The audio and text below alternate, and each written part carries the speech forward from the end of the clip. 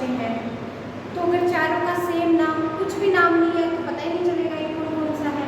और सेम नाम होगा तो अपन ये नहीं, जैसे आवाज़ लगानी होगी तो सेम नाम में तो चारों बच्चे एक साथ बोलेंगे। तो वर्गीकरण की आवश्यकता क्यों है? उनकी एक पहचान हो, ताकि अपन आराम से उसका अध्ययन कर सके। यानी विज्ञान के अंदर वर्गीकरण की आवश्यकता ही इसीलिए पड़ी कि जीवों का अपन आसानी से क्या कर सके, अध्ययन कर सके या स्टडी कर सके, इसीलिए इस शाखा की अपन को जरूरत पड़ी। ठीक है बच्चों, तो पहला है क्या है, आइडेंटिफिकेशन, यानी सजीव की पहचान करेंगे अपन की, किस तरह दिखता है, किस तरह का है, नाम तो पेपर में रखा ही है। अब जो दूसरी चीज आएगी उसमें नामकरण करेंगे। पहचान में तो अपन बाहरी लक्षणों के आधार पर देख लेंगे कि भाई क्या है, इसकी हाइट कितनी है, कैसा दिखता है, इसकी जो आकार की यानी मॉर्फोलॉजिकली अपन इसकी स्टडी करेंगे, पहचान करेंगे। तो ये फर्स्ट है। सेकेंड देखो इसमें है नोमेनक्लेचर, नामकरण। अब इसका क्या किया जाएगा, नाम रखा जाएगा कि ये किस तरह दिखता है, फिर एक इसको पर्टिकुलर नाम दे दिया जाता है ना, तभी तो पता चलेगा ना। फिर देखो थर्ड में अपन इसका वर्गीकरण करेंगे। तो वर्गीकरण करने के लिए आपको पता है किंगडम होता है सबसे पहले, है ना, किंगडम, उसके बाद में फाइलम, फिर ऑर्डर, फिर फैमिली, फिर जीनस, फिर स्पीसीज, इस तरह से। लेकिन अब तक ये चीजें नहीं पता थी, ठीक है।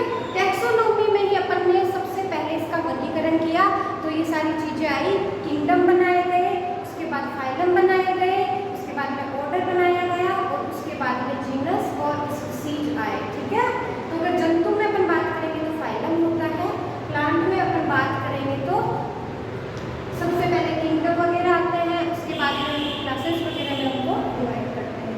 अब देखो, अब अगर एक्टिविटीज, फोर्थ पॉइंट की मैं बात करूं तो एक्टिविटीज, सजीवों का आपसी संबंध। अब अपन ने क्या कर लिया, सबसे पहले सजीव की पहचान कर ली, उसके बाद उनका नामकरण कर लिया, उसके बाद में वर्गीकरण कर लिया।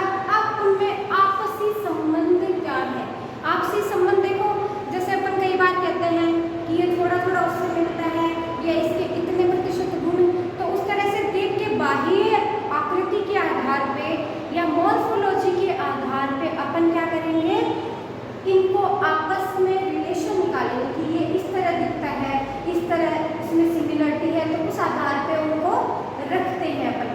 जैसे मैं स्पीसीज की बात करूँ, डिटेल स्टडी तो अपन इस टॉपिक के बाद में पढ़ेंगे, उनकी स्पीसीज क्या है, ऑर्डर, फाइलम, ये सब तो है ना।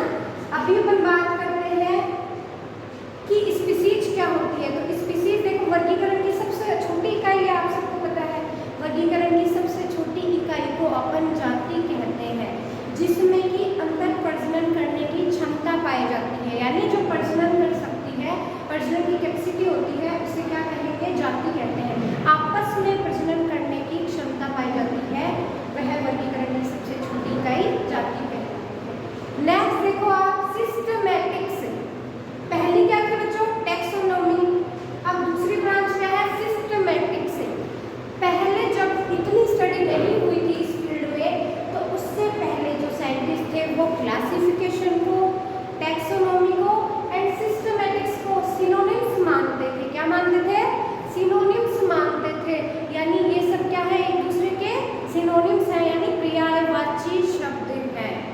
बट फिर इनमें आगे स्टडी हुई है, तो फिर साइंटिस्ट ने बताया कि टैक्सोनॉमी और सिस्टमैटिक्स एक दूसरे से अलग है। टैक्सोनॉमी क्या है, वर्गीकरण विज्ञान, वर्गीकृत विज्ञान, और सिस्टमैटिक्स में क्या है, तुलनात्मक अध्ययन किया जाता है, जैसे उनके पारिस्थितिकी का तुलनात्मक अध्ययन और उनकी जैव रसायन का तुलनात्मक रूप से अध्ययन, यानी जीवों का तुलनात्मक रूप से अध्ययन जिस ब्रांच में किया जाता है उसे सिस्टमैटिक्स कहते हैं।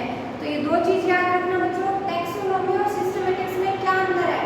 टैक्सोनॉमी जीवों का वैज्ञानिक तरीके से वर्गीकरण करना टैक्सोनॉमी कहलाता है, और जीवों का तुलनात्मक रूप से वर्गीकरण जिस शाखा में किया जाता है उसे सिस्टमैटिक्स कहेंगे। तो आई होप क्लियर है सबको। And next let me explain now. देखो आगे क्या आएगा, सिस्टमैटिक वर्ड गिवन बाय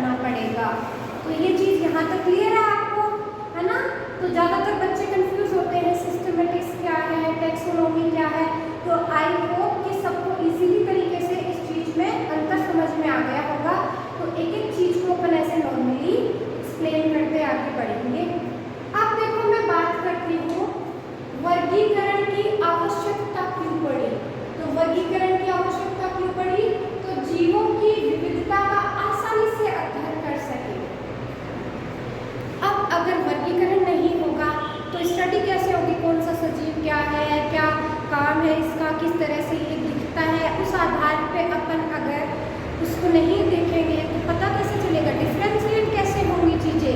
तो सजीवों की विभिन्नता का अध्ययन करने के लिए अपन को कौन सी शाखा की जरूरत पड़ी, वर्गीकी विज्ञान की, वर्गीकरण की आवश्यकता।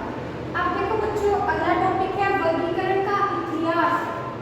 तो अगर मैं वर्गीकरण के इतिहास की बात करूं तो वर्गीकरण में जो प्रथम जीवों का प्रथम वर्गीकरण किया था वो किसने किया था बच्चों, अरस्तु। तो अरस्तु के बारे में मेरे हिसाब से आप सब जानते हो, फादर ऑफ बायोलॉजी किसे कहते हैं बच्चों, अरस्तु को कहते हैं। तो आप बायोलॉजी के स्टूडेंट हो, इतना आपको पता है हो कि बायोलॉजी का फादर कौन कहलाता है बच्चों, अरस्तु। फादर ऑफ बायोलॉजी किसको कहेंगे, अरस्तु को कहेंगे।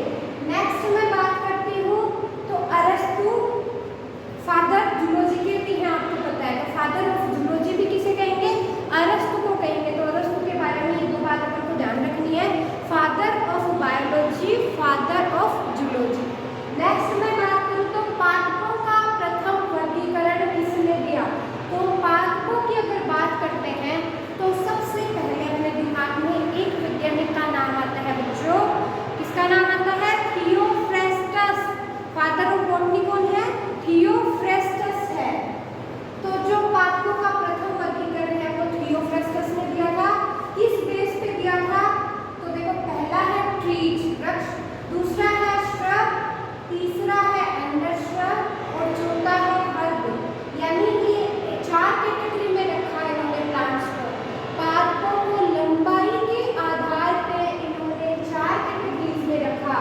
पहला ट्रीज है, दूसरा श्रब है, and third one is undershrub and fourth है हर्ब। तो ये चारों आपको पता होने चाहिए कि थियोफ्रेस्टस ने सबसे पहले पादपों का वर्गीकरण पादपों की लंबाई के आधार पे किया था। लंबाई के आधार पे इन्होंने पहले ट्रीज, श्रब, अंडरश्रब, हर्ब रखा। नेक्स्ट मैं बुक की बात करूं तो थियोफ्रेस्टस की बुक थी Historia plantarum, causes of plants and third है इंक्वायरी इनटू प्लांट्स। तो थियोफ्रेस्टस की ये 3 बुक आपको ध्यान में रखनी है। कौन कौन सी है देखो, पहली है Historia Plantarum, second one is causes of plants, third one is inquiry into plants.